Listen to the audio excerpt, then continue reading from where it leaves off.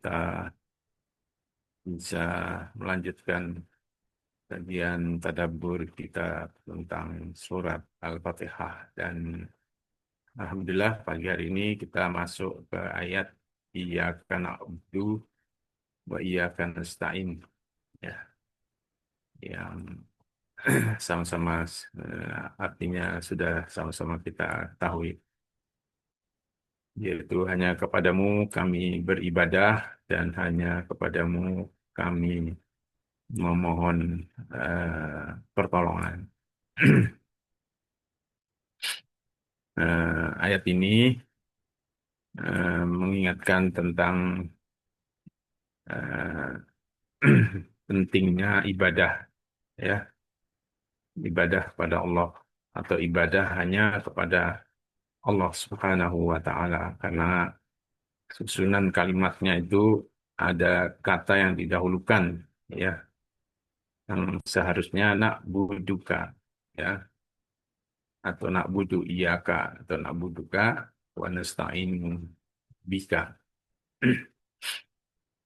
Kemudian didulukan domir yang kembali kepada Allah Subhanahu wa Ta'ala, artinya itu menunjukkan eh, eh, kekhususan, ya, atau pembatasan.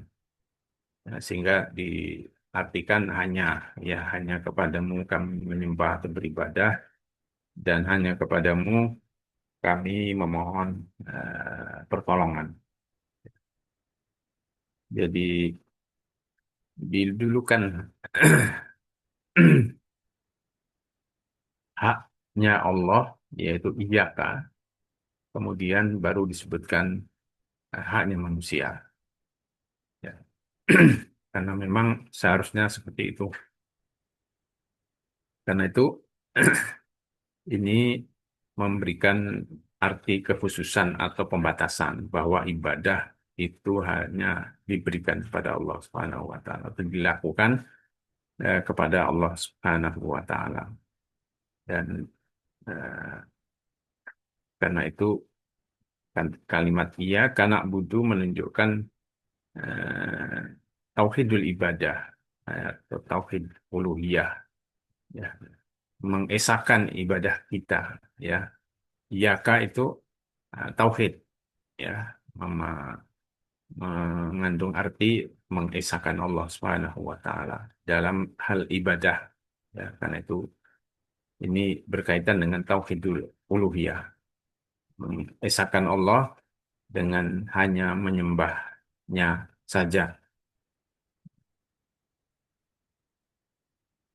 Eh, Kaitannya dengan ayat sebelumnya, yaitu Maliki Yaumiddin, ya, terutama berkaitan dengan makna Yaumiddin, hari pembalasan. Kira-kira eh, akan muncul pertanyaan, bagaimana supaya kita selamat, ya, dan sukses di hari kiamat? Nah, jawabannya ada pada ayat ini, yaitu iyyaka na'budu wa iyyaka nasta'in. Kalau mau selamat, mau sukses di dunia dan di akhirat, maka, ya, sembahlah Allah semata, ibadahlah kepada Allah semata, dan memohonlah pertolongan hanya kepada Allah Subhanahu wa Ta'ala semata. Itu kaitannya dengan ayat sebelumnya, ya. Kemudian arti ibadah dalam bahasa Arab, arti ibadah dalam bahasa Arab itu ada istilahnya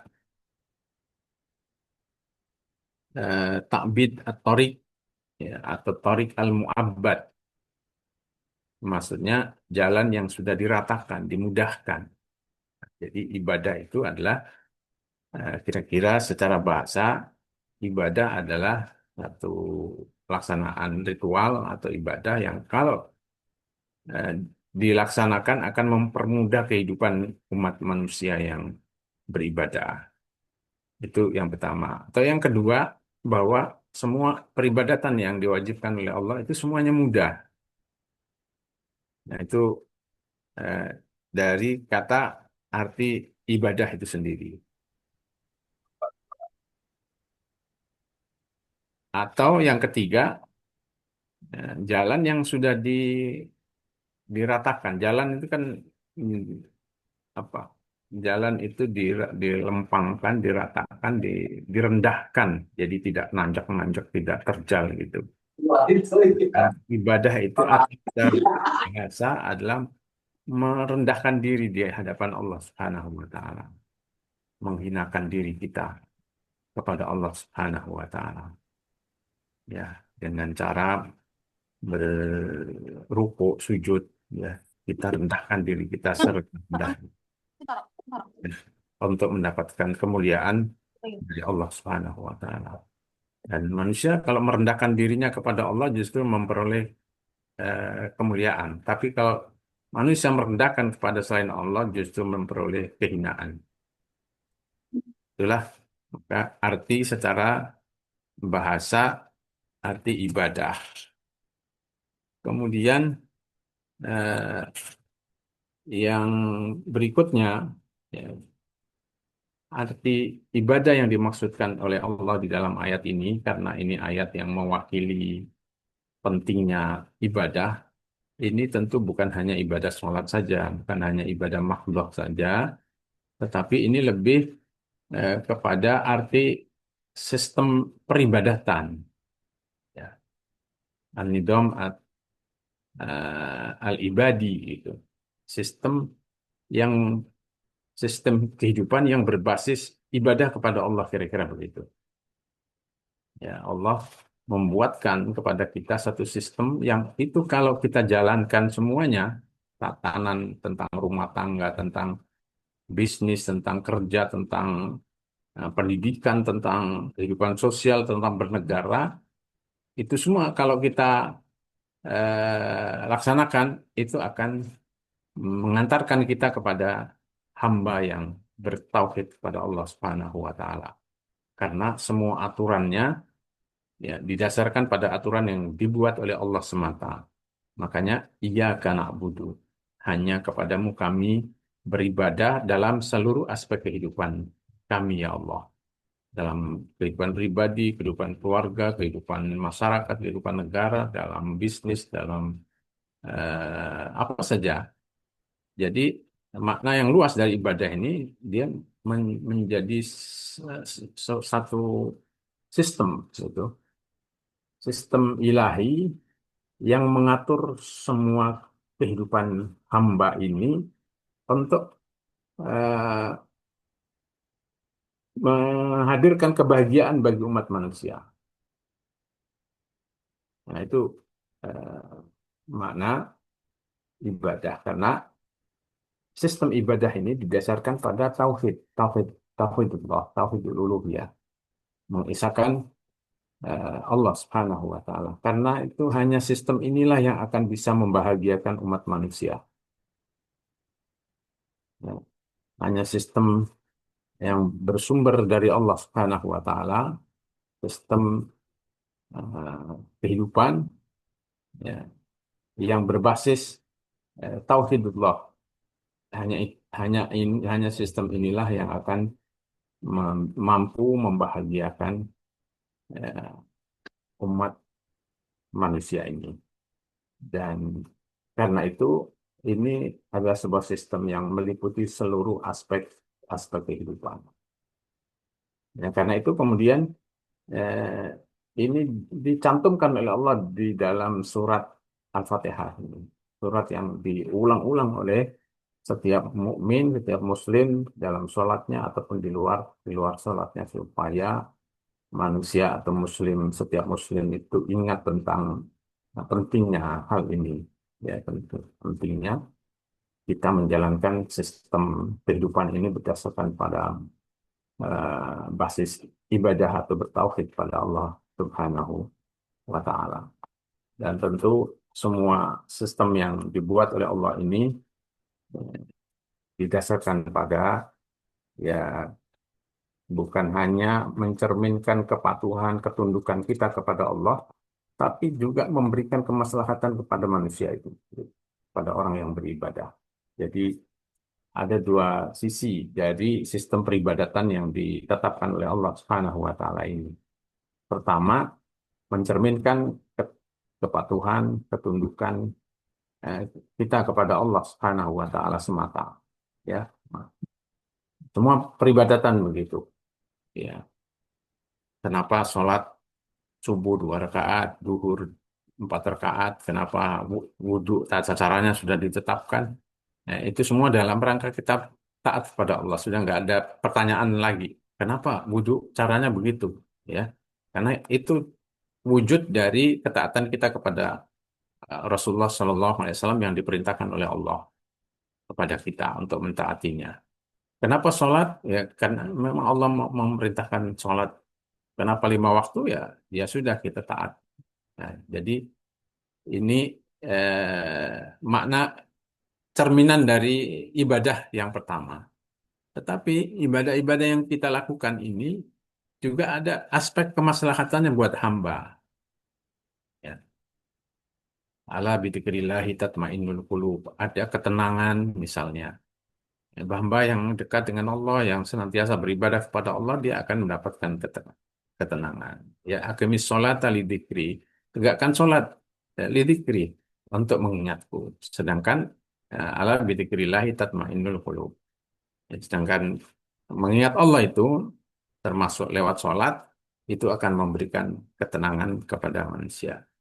Tapi ya, dua hal ini selalu ada dalam setiap sistem peribadatan yang ditetapkan oleh Allah Subhanahu wa taala. Karena itu misalnya di surat Az-Zumar ayat 7 itu Allah menyebutkan wa in tashkuru yardahu lakum. Kalau kamu bersyukur kepada Allah, yardahu lakum, maka Allah meridhoi kesyukuranmu itu. Ya, kalau Allah sudah meridhoi, ya, kalau Allah sudah meridhoi, hamba itu pasti akan mendapatkan ketenangan, hidupnya bahagia, nyaman, tidak akan mengalami kegalauan, selalu dijaga oleh Allah Subhanahu wa taala. Jadi eh, ini sistem eh, peribadatan ini ya bisa dikatakan hanya ada di dalam Islam gitu. Di luar Islam, orang mungkin merasa beribadah, tapi tidak mendapatkan itu, tidak mendapatkan ketenangan, kebahagiaan, keridoan, ya kepuasan. Ridho itu kan juga kepuasan dalam menjalani semua peribadatan yang ditetapkan oleh Allah Subhanahu wa taala. Bahkan ibadah-ibadah yang kita lakukan ini menjadi kunci pembuka semua kebaikan, ya. Ya, jadi walau amana ahlul qura, ya, wattaqau la fatahna alaihim barakatim minas sama. Kalau penduduk bumi ini atau penduduk satu negeri beriman kepada Allah dan bertakwa kepadanya, pasti kami akan bukakan barakatim minas sama, ya, pintu-pintu keberkahan dari langit. Jadi ibadah ini juga menjadi kunci pembuka eh, kebaikan. Karena itu ibadah ini juga menjadi landasan atau dasar bagi perbaikan semua masyarakat manusia ini. Ya, kalau mau baik ya, jadi bukan hanya dalam kehidupan sosial pribadi saja, tapi dampaknya sangat luas bagi perbaikan masyarakat bahkan negara.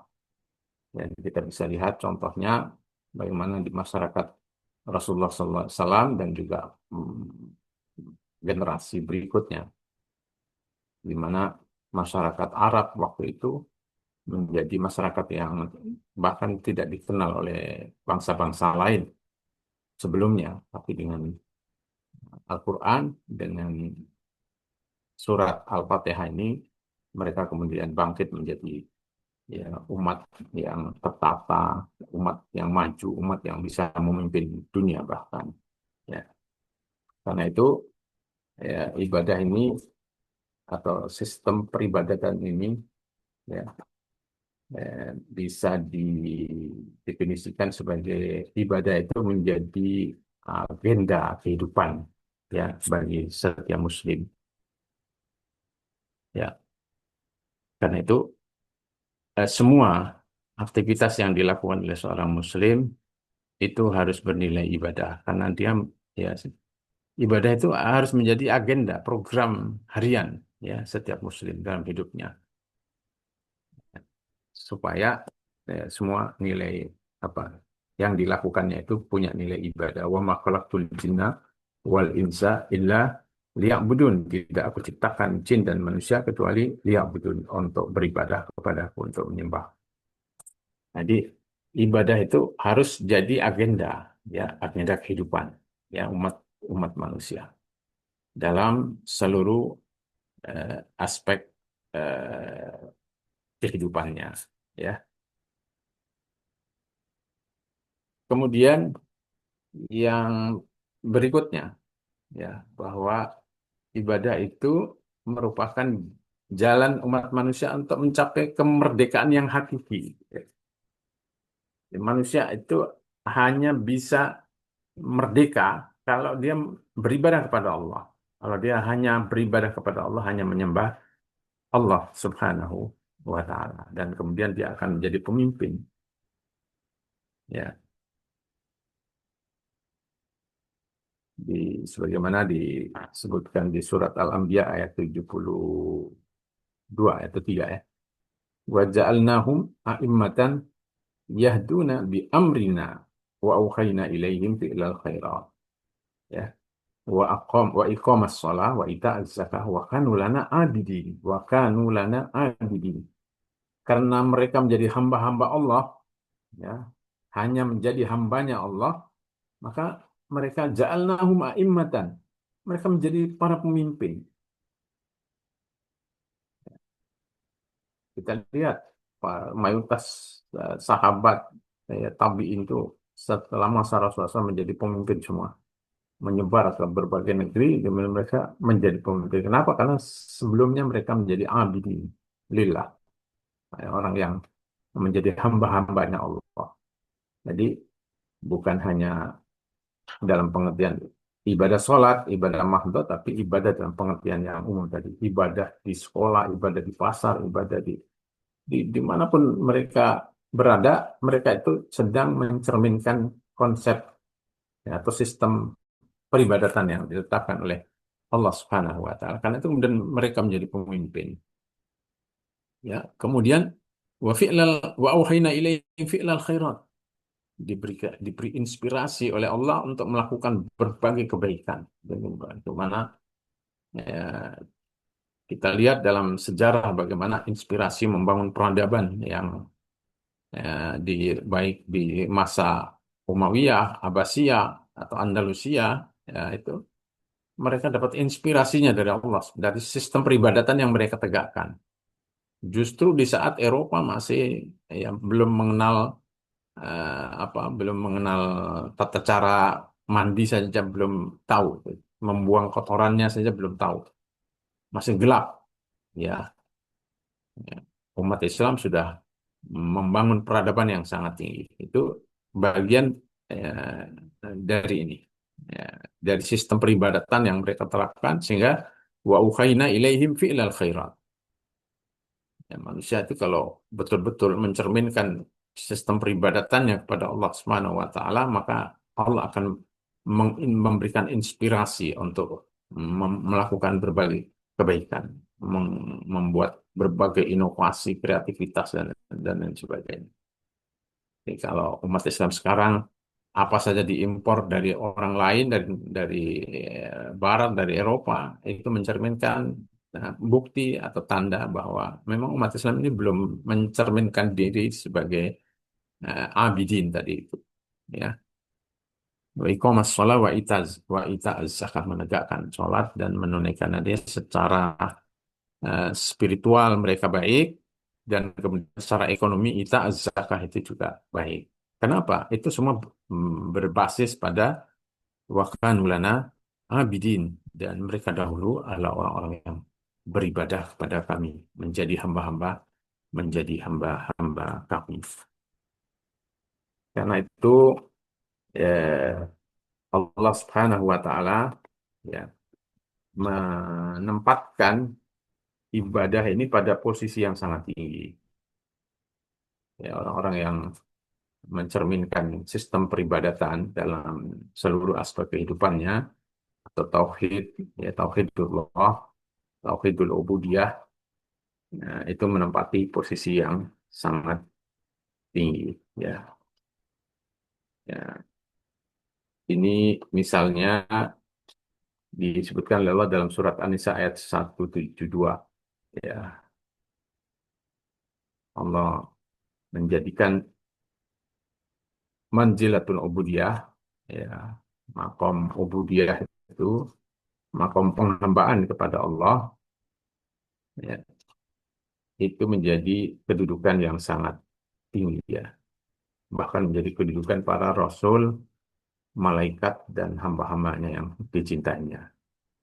Ya, Allah menyebutkan di surat ini, la yastankihal masih an yakuna abdan lillah. Isa al-Masih itu tidak pernah enggan untuk menjadi hamba Allah. Ya, Isa al-Masih tidak pernah enggan untuk menjadi hamba Allah. Bahkan dia tidak pernah mengaku diri sebagai Tuhan. Ini disebutkan oleh Allah karena banyak manusia yang menjadikannya sebagai Tuhan gitu. Padahal Isa sendiri tidak pernah mengaku sebagai Tuhan, tapi dia tidak pernah enggan untuk menjadi hamba Allah.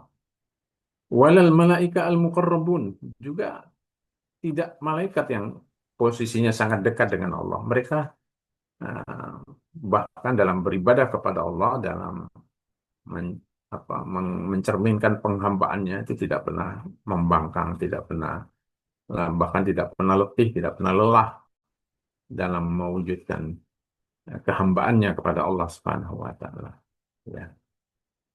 Wa may yastangkif an ibadatihi wa yastakbir, siapa yang enggan ya beribadah kepada Allah, memberikan penghambaan kepada Allah, wa yastakbir, dan menyombongkan diri, fasayahsyuruhum ilaihi jami'an, maka Allah akan mengumpulkan mereka semua kepadanya pada hari kiamat nanti.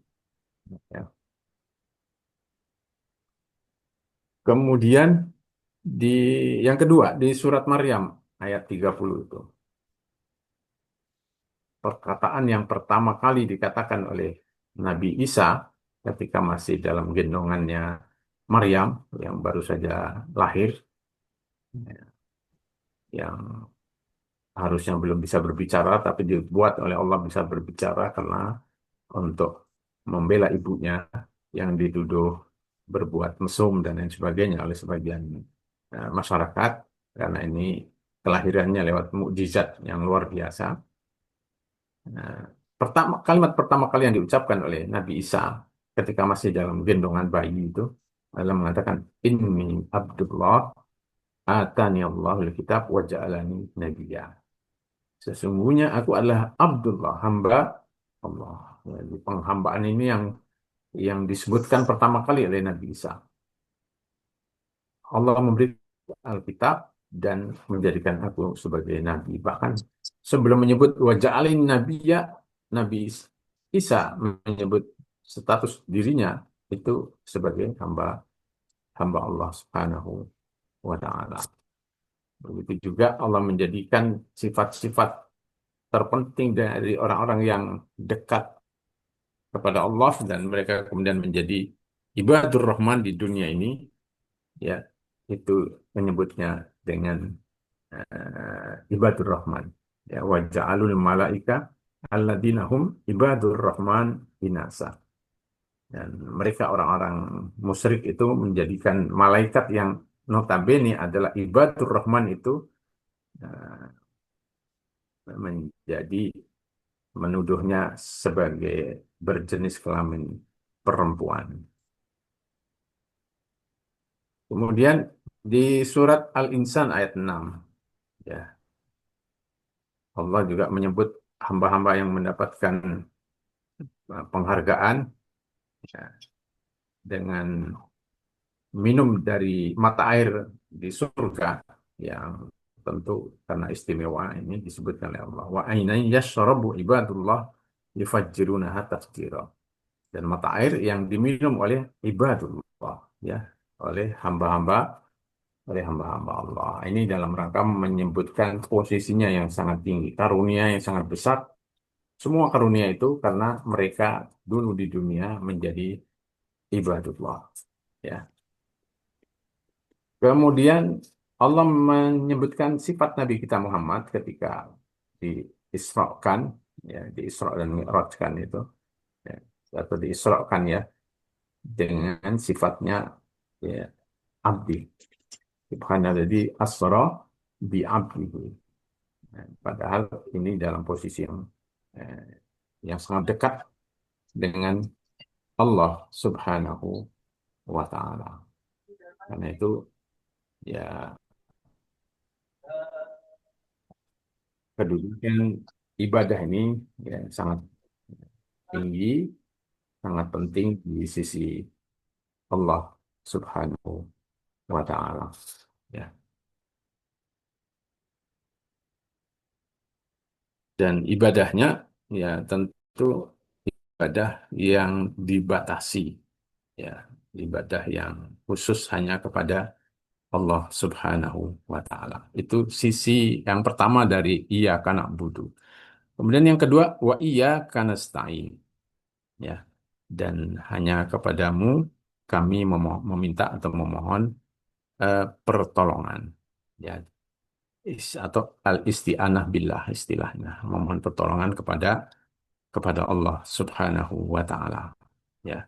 Ini juga menjadi sistem yang lain gitu. Kalau tadi sistem eh, sistem peribadatan, kalau ini juga menjadi sistem ta'abudi, ya.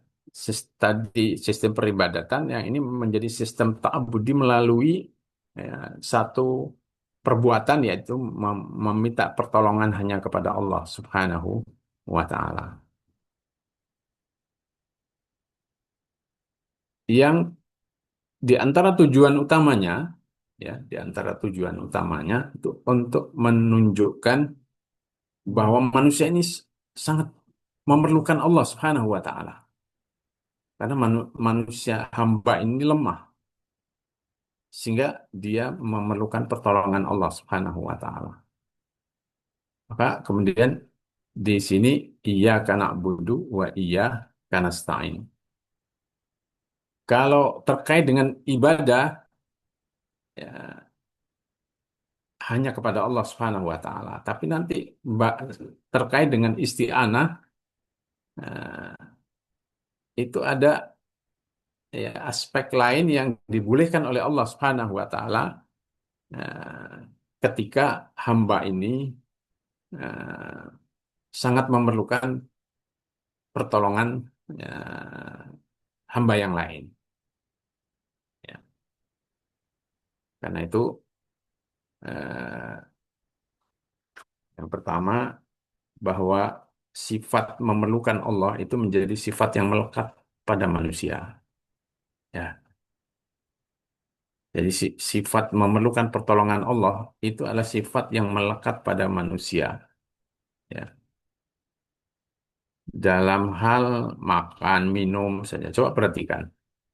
Manusia memerlukan pertolongan Allah. Dalam proses kelahirannya saja, ya di dalam perut ya, ibunya, ya, dia ya, ibu yang mengandung itu tidak merasa memberi makan, ya, dalam makan, minum, dan lain sebagainya. Ya, karena dalam kondisi yang dia tidak bisa mencari makan minum sendiri.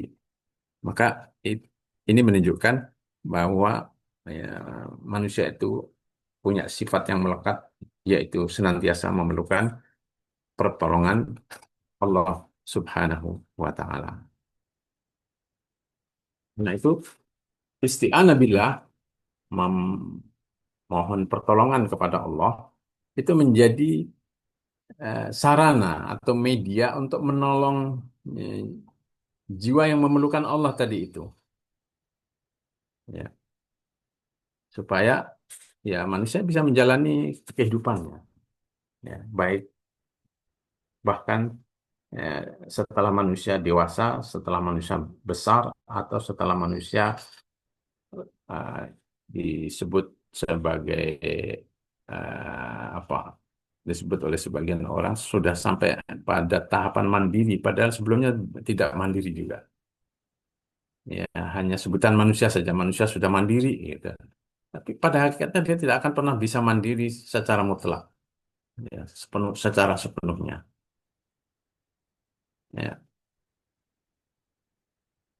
Dalam sistem sistem yang ada dalam dirinya saja, ya manusia masih sangat memerlukan pertolongan Allah Subhanahu wa taala. Karena itu kemudian kadang Allah memberikan peringatan pada manusia, diberi sakit, ya, diberi masalah dan lain sebagainya, sehingga ada orang yang tidak kuat menghadapi masalah dan lain sebagainya. Nah, maka dia perlu kembali kepada Allah Subhanahu wa taala. Karena itu, ya, kemandirian yang hakiki, yang sejati manusia itu ketika dia bergantung hanya kepada Allah Subhanahu wa taala. Jadi kemandirian yang mutlak itu tidak ada dalam kehidupan manusia. Yang yang sebut oh dia sudah mandiri itu mandiri yang relatif saja. Tapi yang namanya mandiri yang mutlak itu ketika seseorang, ya, menggantungkan dirinya kepada Allah Subhanahu wa taala. Ya, makanya Allahus Samad. Allah tempat manusia untuk menggantungkan harapan, menggantungkan penyelesaian masalahnya, menggantungkan masalah kesehatan, semua. Ya, tidak bisa tidak bisa mandiri. Dan karena itu banyak masalah-masalah yang tidak bisa diatasi oleh oleh manusia. Ya. Dan bagi orang yang beriman, ya dia hanya bisa kembali kepada Allah Subhanahu wa taala.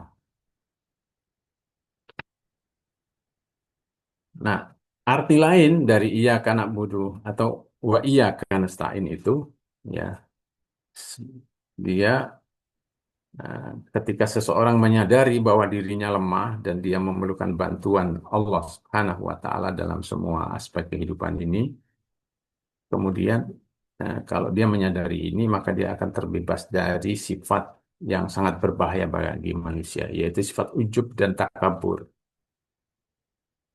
Ya, kalau kita mengulang-ulang ayat ini dan menghayati maknanya, itu bisa menanamkan, atau mengikis sifat ujub dan takabur yang ada dalam diri manusia.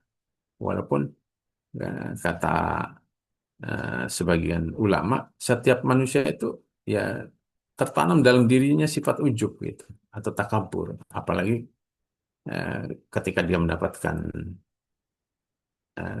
kenikmatan, dapat ilmu, dapat, kekayaan dan sebagainya, biasanya akan muncul, ya, sifat ujub takabur seperti dicerminkan oleh Korun itu, ya. Innama utituhu ala ilmin indi. Sifat ini sejatinya ada pada semua manusia.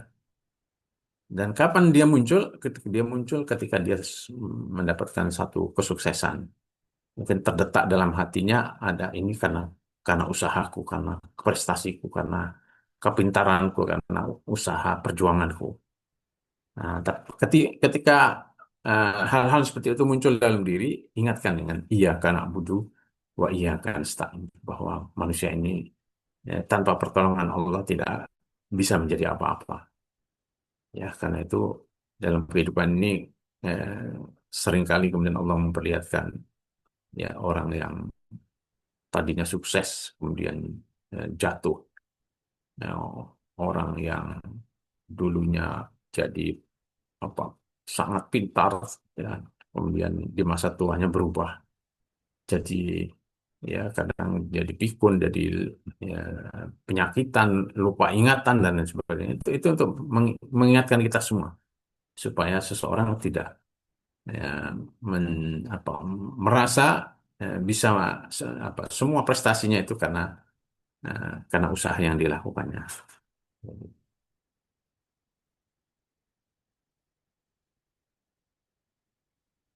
Itu yang kesekian, ya. Kemudian, ya, dalam hal ini, dalam kaitannya dengan iya karena budu wa iya karena stain, eh, pertama dalam kaitannya dengan iya karena budu dulu, ada,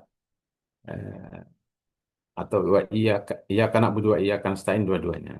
Manusia ini ada tiga tiga tiga jenis, tiga kategori manusia. Ya. Pertama, abdun sya'ara bid'fihi. Ada seorang hamba yang menyadari kelemahannya, ya, menyadari kelemahannya, lalu dia bertanya, bagaimana cara saya mengatasi kelemahan ini? Maka jawabannya ada pada iyyaka na'budu wa iyyaka nasta'in. Ya, ini hamba yang memiliki kesadaran tentang kelemahannya. Tapi dalam mencari jawaban, ya ada sebagian yang tidak kembali kepada Allah, ya yang kemudian dia merasa merasa bisa mandiri, ya, merasa tidak memerlukan Allah.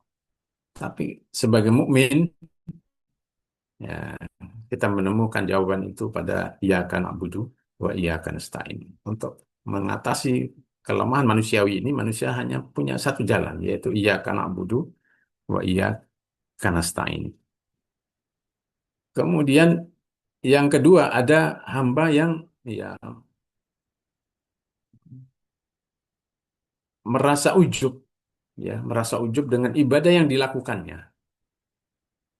Lalu setan mendatanginya, ya atau merasa sukses, ya merasa sukses eh, dengan ibadah yang dilakukannya, lalu kemudian setan memasukkan rasa ujub pada dirinya. Padahal ya tadi itu sudah diingatkan, manusia tidak boleh ujub, tidak boleh takabur, maka harus senantiasa ingat iya kana budu wa iya kana stain. Lalu kalau kemudian dia memiliki kesadaran, harusnya dia bertanya dan melakukan tadabbur perenungan dari mana saya mendapatkan atau mendapatkan karunia bisa beribadah, bisa jadi orang soleh, bisa menghafal Quran, bisa mengerti agama dan lain sebagainya. Nah, dia kembali kepada iyyaka na'budu wa iyyaka nasta'in. Ya, harusnya begitu. Tapi sebagian orang merasa ya itu semua tidak ada eh, tidak ada perannya Allah Subhanahu wa taala. Yang ketiga, hamba yang mengatakan bahwa, dan ini yang terbaik, apa yang saya lakukan, apa yang sudah saya jalani ini masih sangat sedikit, ya, sebagai bekal nanti menghadap Allah Subhanahu wa taala. Karena itu kemudian dia terus berdoa kepada Allah, ya. Iyyaka na'budu wa iyyaka nasta'in. Jadi kalimat ini kalimat pernyataan, tapi sejatinya juga bisa dijadikan sebagai doa. Karena itu di dalam jawaban Allah Subhanahu wa taala itu eh, Allah menjawab ketika kita membaca wa iyyaka nasta'in, hambaku memintaku dan akan aku berikan apa yang dimintanya. Jadi ini sekaligus bisa kita jadikan sebagai ungkapan doa. Iyyaka na'budu wa iyyaka nasta'in. Ya. Apapun atau eh, kategori apapun diri kita ini, baik di kategori pertama, kedua, ketiga, kalau menyadari, maka dia akan kembali kepada Allah Subhanahu wa taala melalui ayat ini. Iyyaka na'budu wa iyyaka nasta'in. Ya.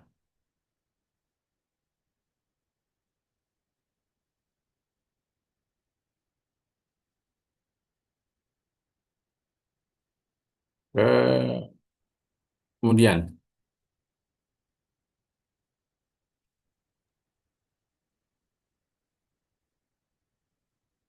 bahwa iya nasta'in atau wa iya nasta'in itu adalah satu proses penyembuhan dari penyakit ujub dan syukur tadi itu. Ini diungkapkan oleh oleh Rasulullah Shallallahu Alaihi Wasallam dalam salah satu ajaran doanya, ya wa na'udzubillahi min syururi anfusina wa sayyiati a'malina. Ini doa yang sering dibaca sebagai mukaddimah, ya.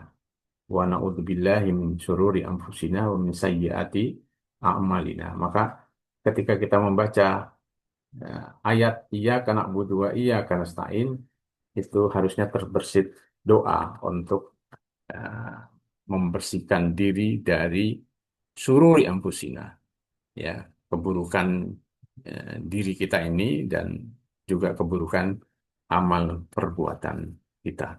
Karena itu eh, iya karena butuh, iya karena stain itu adalah obat, ya, bagi penyakit jiwa manusia khususnya terkait dengan ujub, takabur, dolim, ya, dengan eh, menyadari bahwa kita senantiasa memerlukan pembersihan itu dari Allah Subhanahu wa taala. Ya.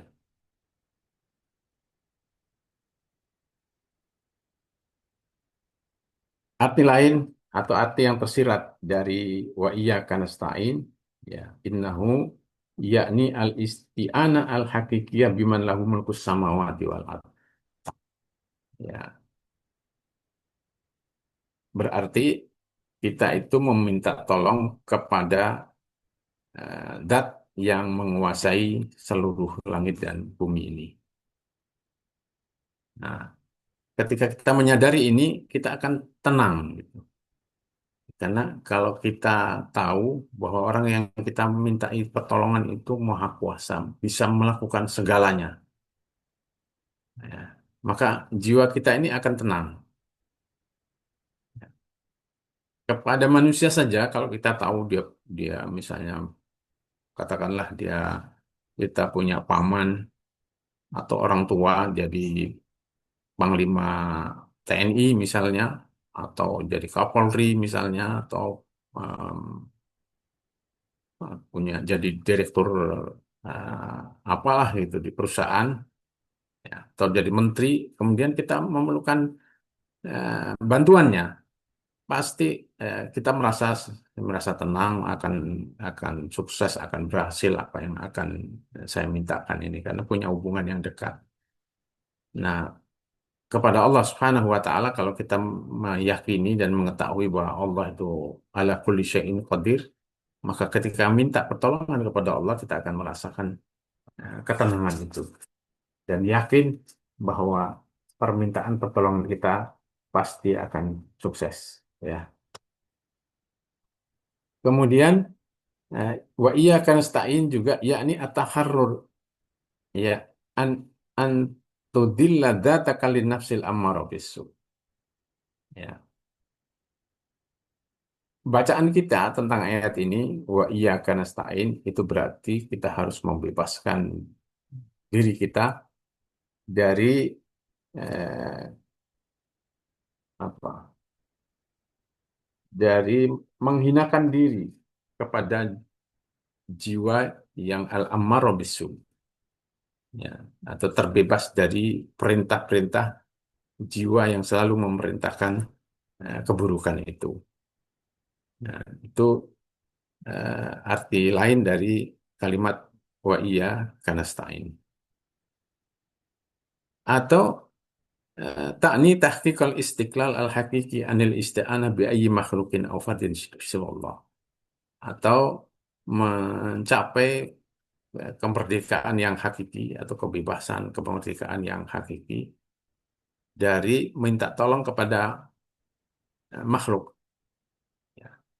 Bahkan di kalangan sahabat atau sebagian orang soleh, ya, nah, di kalangan sahabat itu ada seorang sahabat yang berjanji kepada Allah tidak tidak akan meminta tolong kepada manusia, ya.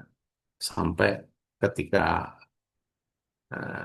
apa dalam satu peperangan, eh, apa itu pedangnya jatuh, ya dia tidak pernah minta tolong kepada temannya untuk mengambilkannya, tapi dia turun sendiri dan kemudian diambil. Walaupun dalam kesaksian setelah masa tuanya dia mengatakan komitmen saya untuk tidak minta tolong kepada manusia dalam hal yang sebetulnya boleh saya minta tolong itu membuat saya kelelahan, kepayahan katanya. Tapi itu menjadi komitmennya sendiri, ya.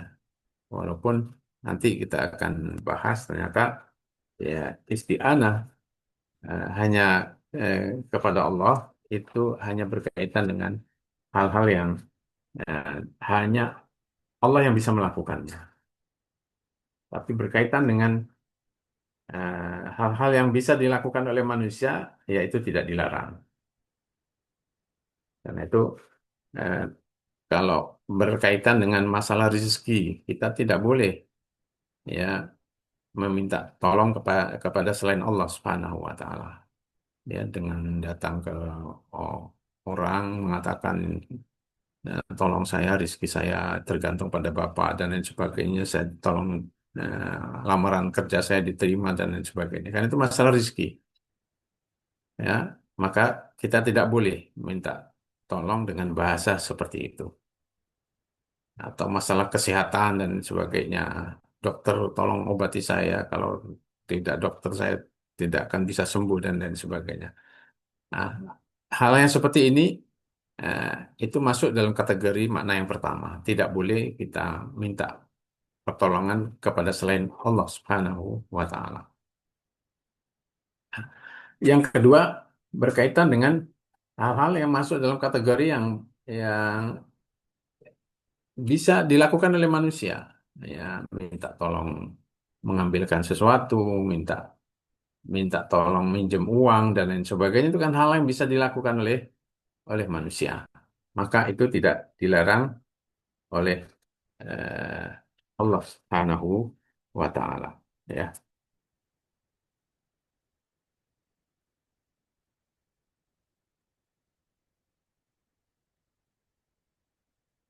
sudah.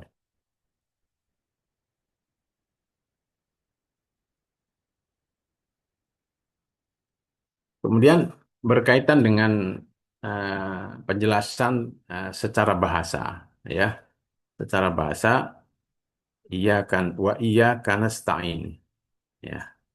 Kata nasta'in itu dalam bahasa Arab biasanya nasta'inu ala, ya, disebutkan dengan kata ala itu, nasta'inu ala. Ya. Jadi kata nasta'in itu kemudian menjadi transitif dengan kata ala. Ya. Tapi di sini dibuang, ya, dibuang, tidak disebutkan oleh Allah Subhanahu wa taala. Apa artinya? Artinya eh, eh, liyubayyina syu'ur bi umumil isti'anah bila ala kulli syai'in. Untuk menunjukkan bahwa manusia ini memerlukan pertolongan Allah dalam segala hal. Ya. Makanya ala apanya tidak disebutkan. Asta'inu billah ala ya, su'un ala, ala su'un al-ailiyah misalnya. Nah, itu tidak disebutkan oleh Allah secara lengkapnya sengaja supaya artinya mencakup segala sesuatu. Jadi dalam segala hal, baik berkaitan dengan masalah-masalah pemahaman tentang agama ini, kita selalu harus minta pertolongan kepada Allah, berdoa kepada Allah. Atau berkaitan dengan pekerjaan-pekerjaan, berkaitan dengan masalah-masalah besar atau masalah-masalah kecil. Sampai Rasulullah SAW mengajari kita kalau berdoa, mintalah kepada Allah termasuk eh, minta hal-hal yang kecil seperti kalau tali sendalmu apa itu putus, mintalah kepada Allah. Ya, walaupun mungkin eh, kita bisa mencari atau menjahitnya atau apa dan sebagainya, tapi jangan lupa mintakan juga kepada Allah Subhanahu wa taala walaupun masuk dalam kategori yang kedua tadi itu yang sesungguhnya bisa dilakukan oleh manusia.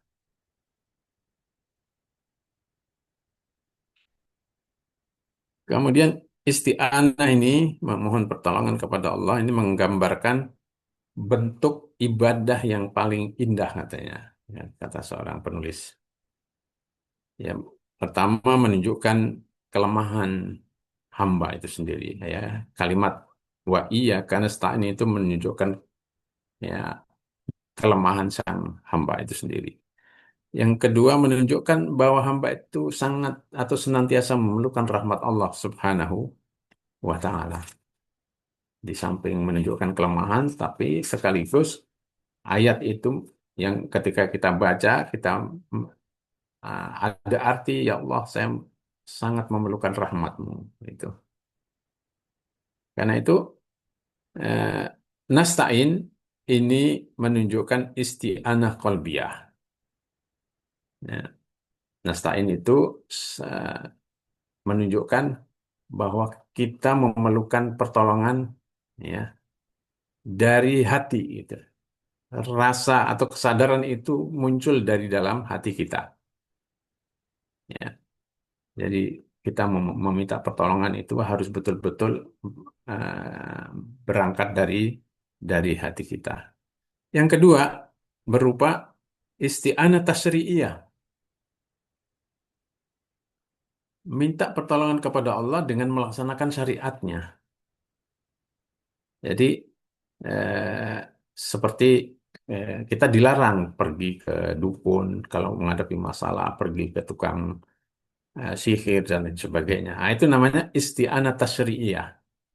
Kita meminta pertolongan kepada Allah dengan komitmen kepada ajaran-ajaran syariatnya terkait dengan masalah kehidupan kita. Nah, kalau kita melanggar syariat, berarti kita tidak iya karena wa iya karena nasta'in. Ya, terutama isti'anah tasyri'iyah tadi itu. Ya. Kemudian isti'anah syu'uriyah, ya, yang ya secara perasaan, yang biasanya itu diungkapkan secara lisan. Ya, lisan itu mengungkapkan perasaan-perasaannya. Kalau sedih ungkapannya ya dengan bahasa-bahasa kesedihan. Kalau bahagia ya dia mengungkapkan dengan bahasa-bahasa kebahagiaan itu. Jadi tercermin dalam perasaannya, tapi diungkapkan oleh oleh lisannya. Ya. Nah kemudian wa iya karena stain ini sesungguhnya mengajari kita ya, sedalam konteks negara misalnya, negara Muslim itu seharusnya dia bisa mandiri dari sisi ekonomi, tidak tergantung pada negara lain, apalagi kepada negara-negara yang notabene bukan negara yang bersahabat dengan kaum muslimin gitu. Ya, ketergantungan ekonomi itu akan menjadi eh, apa sarana penjajahan modern gitu.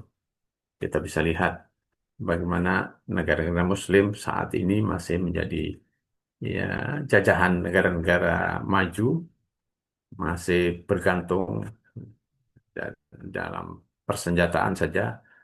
Ya, kita bisa lihat negara-negara Arab tidak berani berbuat apa-apa kepada Israel karena negara-negara itu tidak punya senjata, ya, dilarang untuk memiliki senjata-senjata berat. Paling punyanya senjata-senjata ringan untuk menghadapi penjahat saja, tapi bukan untuk perang. Ya, Mesir itu tidak punya senjata yang bisa digunakan untuk perang menghadapi Israel. Dan seluruh negara di negara-negara Arab di sekitar kawasan itu eh, tidak tidak diizinkan ya oleh Amerika untuk memiliki senjata-senjata berat karena kalau mereka punya senjata-senjata berat yang bisa digunakan untuk perang, ya itu akan digunakan untuk melawan Zionisme. Dan sekarang ini kita sedang menyaksikan itu. Kecuali ya beberapa negara tertentu seperti Turki dan lain sebagainya, Pakistan bisa mengembangkan senjata sendiri. Maka ketergantungan itu akan kemudian mengakibatkan ya eh, apa penghambaan ya, dalam bentuk yang lain. Karena itu iya karena dua iya karena stain ini kalau diterapkan secara dalam konteks kenegaraan, ya ini menjadi salah satu ajaran Islam yang harus diwujudkan dalam bentuk kemandirian ekonomi, persenjataan, dan lain sebagainya. Ya, supaya bisa mandiri dan ya, tidak tidak di apa tidak dijajah gitu oleh negara-negara yang memang eh, tidak bersahabat dengan kaum muslimin. Begitu juga dari sisi ideologi, ya juga harus memiliki kemandirian. Tapi negara-negara yang tidak mandiri secara ekonomi biasa juga akan terjajah secara ideologi. Jadi rusak ideologinya, tidak boleh, bahkan ada paksaan untuk menghapuskan ayat-ayat jihad dan sebagainya yang dulu pernah kita dengar, walaupun ya, alhamdulillah tidak berhasil. Ya, negara Saudi, negara Mesir itu pernah dipaksa oleh Amerika untuk menghapuskan ayat-ayat dan jihad di dalam kurikulum eh, kurikulum pendidikan mereka. Tapi nampaknya sampai tidak berhasil. Ya, karena eh, istilah-istilah ini istilah Al-Quran. Tidak mungkin ya, negara-negara itu tidak berani menghapus ayat-ayat jihad itu dari Al-Quran. Nah, itu contoh bagaimana iya karena butuh wa iya karena selain ini juga harus diaplikasikan pada semua level kehidupan termasuk level atau pada tingkat kenegaraan itu sendiri. Ya.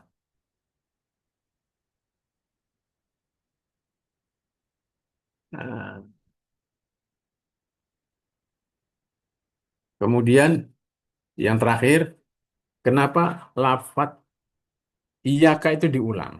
Ya, diulang oleh Allah. Ada iyyaka na'budu dan kemudian wa iyyaka nasta'in. Kenapa tidak disebut iyyaka na'budu wa nasta'in? Ya, karena ya al-hasru fi iyyaka na'budu hakikiyun. Karena pembatasan dalam iyyaka na'budu itu pembatasan yang hakiki.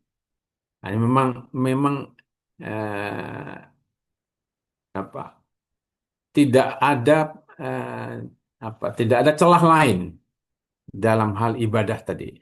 Dalam hal ibadah kita kepada Allah itu tidak ada celah yang diberikan oleh Allah untuk menyembah selain Allah Subhanahu wa taala. Wal hasru fi iyyaka nasta'in iddi'aiyun. Sementara kata wa iyyaka nasta'in itu bukan hakiki. Kenapa? Karena Allah masih memberikan celah kepada orang-orang beriman untuk meminta bantuan kepada sesama manusia. Maka di dalam sebagian ayat Allah menyebutkan ya wa ta'awanu 'alal birri wat taqwa dan saling tolong menolonglah kamu dalam kebajikan dan ketakwaan. Nah, karena itu iya karena stain itu eh, statusnya bukan pembatasan yang bersifat hakiki, tapi iddiai istilahnya. Ya, semi hakiki lah gitu. Kenapa? Karena Allah masih memberikan ruang agar kita atau kita boleh saling tolong menolong dalam dalam kebaikan. Tapi dalam aspek ibadah, celah itu tidak dibuka oleh Allah. Maka kemudian kata iyaka itu diulang oleh Allah Subhanahu wa taala baik dalam iyaka na'budu ataupun wa iyyaka nasta'in. Seandainya tidak diulang ya, ya sehingga menjadi iya karena budu wa nasta'in, maka kita tidak boleh minta tolong sama sekali kepada selain Allah Subhanahu wa taala, termasuk dalam urusan-urusan yang itu bisa dilakukan oleh manusia. Nah, itulah sebabnya maka kalimat iyyaka di sini eh, diulang oleh Allah Subhanahu wa taala. Demikian eh, penjelasan yang bisa saya sampaikan berdasarkan beberapa buku yang saya baca dan saya ringkaskan penjelasannya tadi itu. Mudah-mudahan bisa dipahami. Jazakumullah khairan.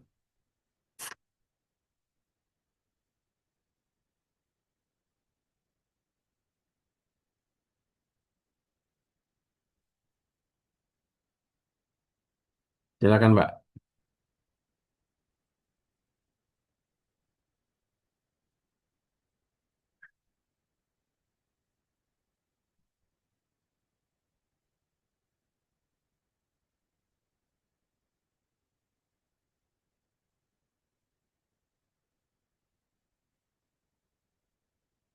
Tafadholi.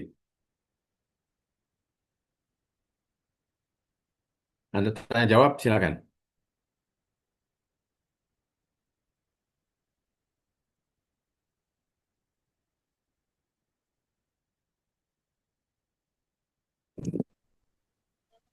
Apa Ustaz? Apa tadi ada tamu sebentar. Ya, tafadholi. Ya, Alhamdulillah, Insya Allah. Ini menarik sekali ya Ustaz ya, terkait tadi berarti bahwa ketika kita melakukan iya karena dulu artinya memang dalam beribadah itu semata-mata kita peruntukkan untuk Allah ya. Dan dengan ibadah sebagai apa ya suatu pemahaman yang mencakup sistem peribadatan bukan hanya sebatas ibadah makhluk gitu. Ya, Kemudian ibadah itu juga akan mengantarkan kita sebagai hamba Allah yang merdeka. Nah, kemudian eh, wa iya kan nasta'in ini mungkin kepada isti'anah. Nah, ini menarik Ustaz. Jadi kadangkala kita ini ketika manusia ya, manusia itu sepertinya memang sudah apa ya, sudah menjadi tabiat kita. Kadangkala kita sering meminta pertolongan kepada manusia. Mungkin kalau dari apa yang sudah Ustaz sampaikan, Masya Allah ya, ini menyadarkan saya ya Ustadz ya. Artinya ketika kita minta tolong kepada manusia, meminta apa pertolongan kepada manusia, memang harus diiringi dulu dalam dalam apa ya, dalam hal keimanan kita harus minta tolong dulu kepada Allah begitu kan Ustadz ya. ya, Jadi harus diiringi ya Allah bantu gitu ya. Kemudian baru diiringi dengan meminta pertolongan kepada manusia. Nah ini ada pertanyaan ya Ustadz. Kalau dalam kondisi sekarang lah terbaru-baru inilah di mana eh, dengan apa ya dengan kejadian-kejadian di mana masyarakat kita berdemo gitu atas ketidakadilan pemimpin mungkin dirasakan oleh rakyat. Nah, ada beberapa pertanyaan yang masuk ke saya sebenarnya dengan kondisi kezoliman seperti ini atau perasaan merasa tidak adil begitu. Apakah boleh mendoakan atau meminta pertolongan kepada Allah untuk memberikan keburukan kepada orang yang berbuat zalim? Nah, ini Ustaz. Pertanyaan yang pertama ya Ustaz. ya, Atau kalaupun memang kalau saya sih lebih membingkai itu ya dalam kondisi apapun ya kita tidak boleh mendoakan keburukan gitu. Cuman kalaupun ada dalilnya mungkin bisa memperkuat ya Ustaz ya. ya. Ya, memang secara teks itu ada larangan mendoakan saudara kita dengan doa-doa yang tidak baik. Ya, kalau mungkin lebih tepatnya mungkin eh, himbauan atau nasihat itu silakan dilakukan ya. Yang pertama, ya sampaikan nasihat pada pihak-pihak yang perlu dinasihati, yang memang belum bisa menegakkan ya, keadilan secara sempurna dan lain sebagainya. Tidak dilarang kita untuk menyampaikan nasihat atau lewat saluran-saluran yang memang bisa jadi nanti akan menyampaikan eh, apa eh, keluhan-keluhan yang kita rasakan atau kondisi yang kita lihat, kita saksikan. Maka jadilah sebagai apa itu? Sebagai ya penyambung lidah masyarakat. Ya, kalau di masyarakat kita ada hal-hal yang perlu disuarakan, suarakan dengan cara yang baik. Ya, mungkin bisa datang ke saudara-saudara kita di DPRD atau kalau punya punya teman yang jadi penguasa dan sebagainya, berikan nasihat atau diberikan informasi secara baik. Saya kira itu ya. Jadi ya kita belajar ya, kita atau mengambil pelajaran dari peristiwa demo yang baru saja terjadi. Pertama memang masih banyak ya kekurangan atau ya banyak inilah ya belum pemerataan ekonomi dan sebagainya memang masih sangat timpang sehingga mengakibatkan reaksi. Tapi reaksi ini harusnya jadi pelajaran buat para penguasa agar ya memperbaiki diri, memperbaiki hal-hal yang memang bisa diperbaiki bila perlu secepatnya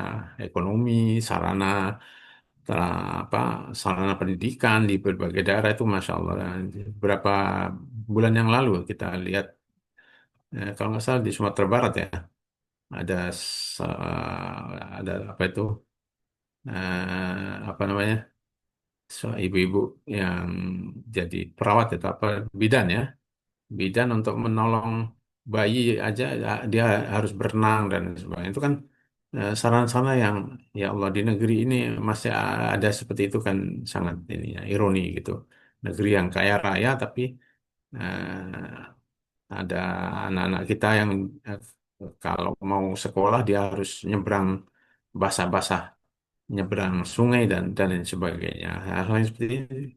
Dan bagi kita kalau kita tahu hal-hal yang seperti itu nggak apa-apa disampaikan tapi tidak dengan cara ya, kekerasan dan lain sebagainya. Yang kedua, adanya penjarahan dan lain sebagainya bagaimanapun yaitu ya mencerminkan bahwa eh, saudara-saudara kita ini masih banyak yang belum mengerti tentang ajaran-ajaran Islam dan sebagainya.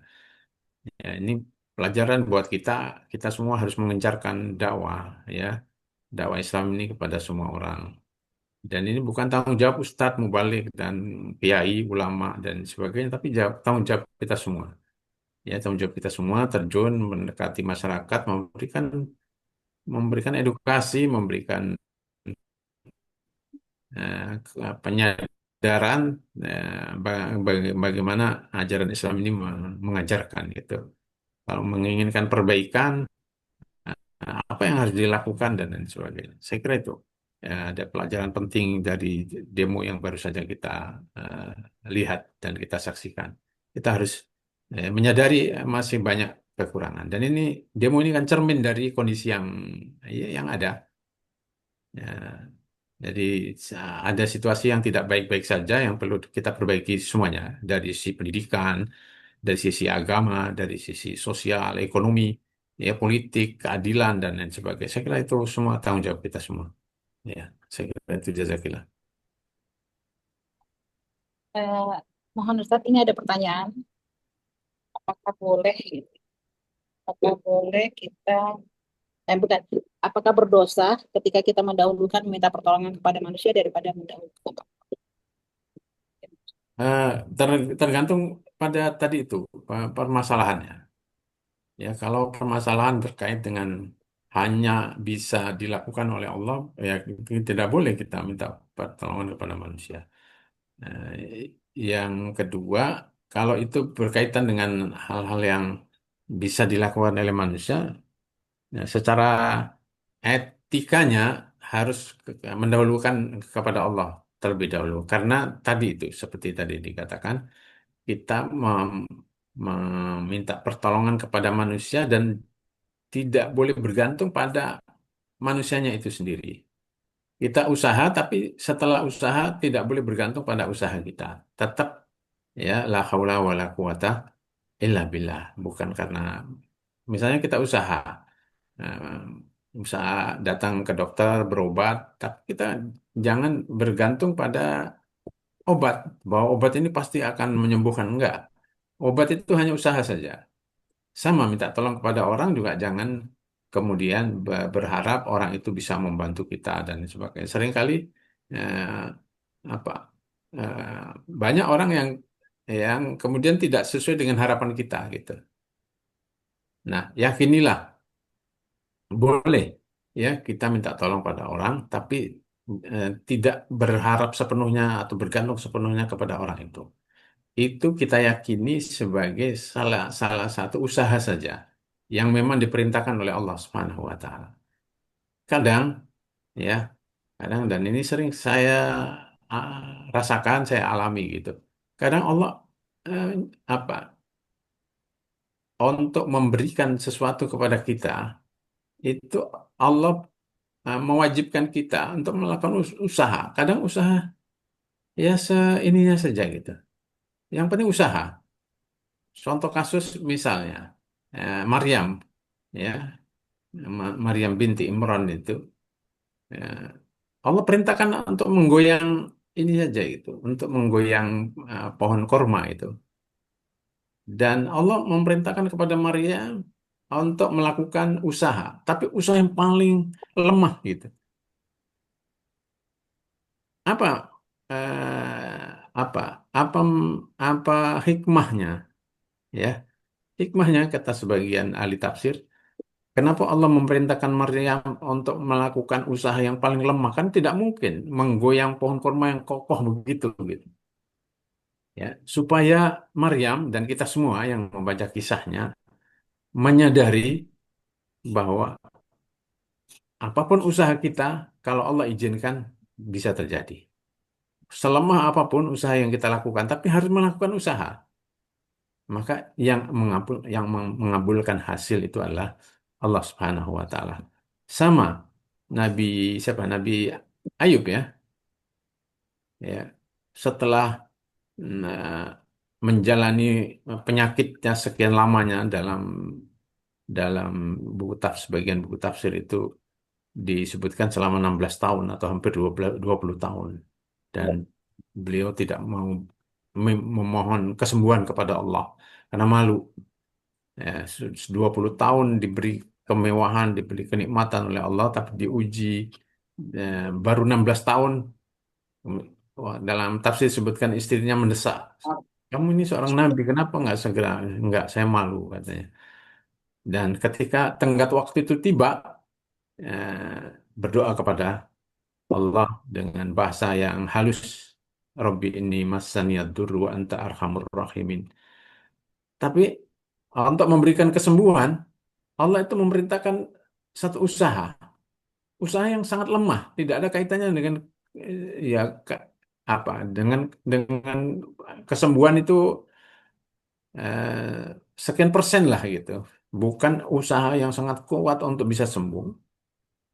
Apa yang diperintahkan Allah kepada Nabi Ayub? Diperintahkan Allah supaya menghentakkan kakinya saja di situ. Jadi kan dari sisi pengobatan kan menghentakkan kaki di tempat air gitu itu kan nggak bukan pengobatan yang punya efikasi yang tingkat tinggi gitu ya. Tapi Allah ingin mengajari pada kita semua. Yang penting lakukan usaha ya. Makanya kalau minta pertolongan kepada manusia itu setelah se- jangan belum apa-apa atau itu menjadi langkah pertama gitu. Minta dulu pada Allah.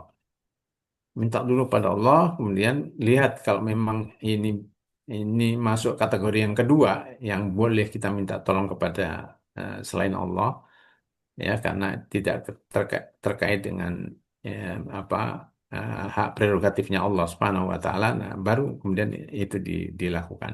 Jadi jangan jadikan langkah pertama atau eh, kita minta tolong kepada makhluk itu kalau darurat saja gitu. Nah, itu kalau jadi prinsip bagus. Saya akan minta tolong kepada saudara saya kalau memang itu darurat saja. Kalau enggak, ya lebih baik enggak usah minta tolong. Orang masalahnya sifat manusia itu kalau sering dimintai pertolongan atau bantuan itu enggak suka. Beda dengan Allah. Kalau Allah kita makin banyak minta tolong, Allah suka. Nah, itu sebabnya maka jangan jadikan langkah pertama. Saya kira itu. Ya, baik.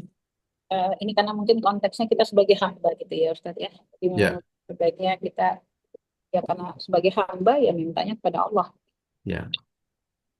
Ini Ustadz ada dua pertanyaan ya Ustadz ya. Mohon mudah-mudahan masih ada waktunya Ustadz. Betul, betul, betul. Iya, izin bertanya Ustadz, seringkali kita menitipkan doa atau minta didoakan untuk urusan agama maupun dunia. Apakah ini mengurangi keyakinan terhadap doa-doa yang kita panjatkan sendiri kepada Allah? Konteksnya kita meminta didoakan kepada orang-orang yang kita anggap lebih soleh. Ya, enggak, tidak mengurangi keyakinan kita akan doa-doa kita karena itu menjalankan syariatnya Allah Subhanahu wa taala juga Rasulullah SAW juga ya minta doa di ketika sakit juga memerintahkan kepada istrinya Ummul Mukminin Aisyah untuk membacakan ruqyah dan lain sebagainya. Itu tidak mengurangi keyakinan Rasulullah SAW kepada Allah Subhanahu wa taala. Memang itu menjalankan syariat. Ya, jadi nggak tidak mengurangi insya Allah. Dan justru kita menjalankan syariah. Ya, saya kira itu. Satu lagi ya Ustadz ya. Ustadz, ada seseorang dahulu pernah memiliki jimat, tapi sekarang sudah bertaubat. Orang tersebut punya anak perempuan yang terkena penyakit tulang dan sudah berobat, belum ada kesembuhan. Apakah bapak dan anak tersebut harus diruqyah atau bagaimana Ustadz? Jazakallah. Penyakit apa tadi? Itu? Penyakit tulang dan sudah berobat tapi belum ada kesembuhan. Jadi dia pergi ke, Tidak pergi Ustaz. Jadi dia dulu pernah punya jimat, tetapi sekarang sudah bertobat. Mm-mm. Nah, kemudian sekarang kondisinya anak perempuannya terkena penyakit tulang dan sudah berobat, belum ada kesembuhan. Apakah Bagus. bapak dan anak tersebut harus diruqyah atau Ya, bagaimana? bagus, bagus di rupiah nggak apa-apa. Saya Saya dulu pernah punya pengalaman dengan jamaah haji ya. Saya waktu jamaah haji itu ada salah seorang jamaah haji itu dulu mantan dalang. Eh, Beliau bercerita, ya ini cerita yang bersangkutan ya. Kan dia dia pergi haji itu pengen terbebas dari itu dari jinnya itu. Jadi menurut penuturan bapak ini, hampir semua dalang itu pakai pakai jin, Pak Ustadz katanya. Jadi dia bisa nyerocos begitu itu karena bukan dirinya katanya. Nah maka saya pengen membuang ini. Nah, terus waktu itu kami bantu rukyah luar biasa susahnya. Baru baru cuma Mekah Madinah kita rukyah terus baru selesai itu ketika di Muzdalifah. Baru dia plong merasa itu baru baru hilang. Jadi apalagi pernah punya ini ya sejarah itu memang harus dirukyah semua. Bagus dirukyah. Sudah terjawab semua ya. Ya. Baik, ada lagi atau kita cukupkan? Oh ya, Masya Allah ya. Jadi ini kajian yang kalau menurut saya pribadi, Insya Allah ya Ustaz, sangat dibutuhkan Ya. gitu. Mudah-mudahan teman-teman ke depan bisa lebih fokus ya dan menghadirkan hati dan penuh keimanan. Walaupun mungkin ini konteksnya panjang ya, artinya memang setiap di hari Kamis pagi, mudah-mudahan Ustadz tetap bisa bersama kita 2 pekan sekali, kita kajian tafsir seperti ini. Insya Allah kita akan melanjutkan pada ayat berikutnya ya Ustadz, pekan depan. Insya Allah. Baik. Baik Ustadz, kami mohon untuk dapat menutup majelis ini dengan doa ya Ustadz. Mari sama-sama kita tutup forum kita. Mudah-mudahan apa yang dilakukan ini mendapatkan ridho Allah Subhanahu wa Ta'ala dan menjadi tambahan amal ibadah kita. Dan kita doakan saudara-saudara kita yang sakit, saudara-saudara kita yang sedang mengalami apa kedoliman di manapun, khususnya di Gaza, di Palestina, kita doakan dengan sama-sama membaca Al-Fatihah. Al-Fatihah. A'udzubillahi minasyaitonirrajim.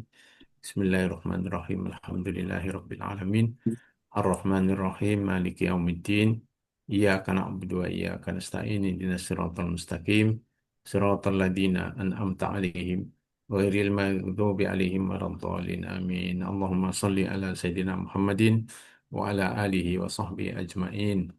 اللهم اغفر للمسلمين والمسلمات والمؤمنين والمؤمنات الأحياء منهم والأموات إنك سميع قريب مجيب الدعوات يا قاضي الحاجات ربنا ظلمنا أنفسنا وإن لم تغفر لنا وترحمنا لنكونن من الخاسرين ربنا لا تؤاخذنا إن نسينا أو أخطأنا ربنا ولا تحمل علينا إسرا كما حملته على الذين من قبلنا ربنا ولا تحملنا ما لا طاقة لنا به واعف عنا واغفر لنا وارحمنا أنت مولانا فانصرنا على القوم الكافرين ربنا لا تزغ قلوبنا بعد إذ هديتنا وهب لنا من لدنك رحمة إنك أنت الوهاب ربنا افرغ علينا صبرا وثبت أقدامنا وانصرنا على القوم الكافرين ربنا هب لنا من أزواجنا وذرياتنا قرة أعين واجعلنا للمتقين إماما ربنا آتنا في الدنيا حسنة وفي الآخرة حسنة وقنا عذاب النار سبحان ربك رب العزة عما يصفون وسلام على المرسلين والحمد لله رب العالمين Amin ya Rabbal Barakallahu Alamin. fikunna jami'an. Amin ya Rabbal Alamin. Saya mohon izin.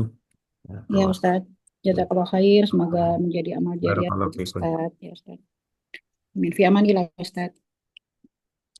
Baik, Alhamdulillah sudah selesai untuk kajian hari ini. Mudah-mudahan kita dipertemukan Allah kembali di kajian berikutnya ya Ibu-Ibu ya. Insya Allah mudah-mudahan ke depan kita sama-sama bisa fokus karena seperti saya sampaikan tadi walaupun mungkin terkesan ustadznya panjang lebar gitu monoton tapi ketika kita mengikutinya dengan keimanan Insya Allah ini benar-benar mudah-mudahan menjadi ikhtiar bagi kita untuk menambah keimanan kita semakin menambah kecintaan kita kepada Allah, kepada Al-Quran, dan semakin memberikan keistiqomah kepada kita.